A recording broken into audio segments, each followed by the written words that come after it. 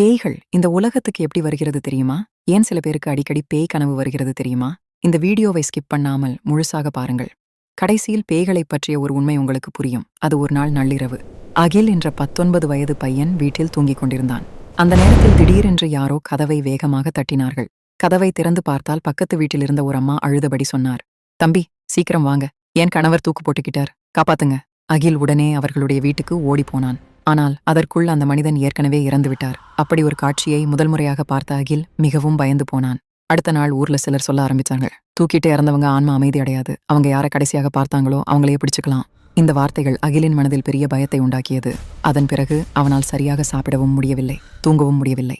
ஒவ்வொரு இரவும் அந்த காட்சி நினைவில் வந்து பேய்கள் வரும் மாதிரி கனவு வந்து பயந்து எழுந்து விடுவான். இதனால் ஒரு நாள் அவன் நேராக ஹனுமான் கோயிலுக்கு போனான். அங்கே ஹனுமானின் முன் உட்கார்ந்து அழுதபடி கேட்டான், "நான் நல்லதுதான் பண்ணேன். அப்போ ஏன் எனக்கு இப்படி பயம் வருகிறது?" அந்த நேரத்தில் ஒரு முதியவர் அவனிடம் வந்து மெதுவாக சொன்னார், "பையா, எந்த தீய சக்தியும் ஹனுமானின் பக்தர்களை தொட முடியாது.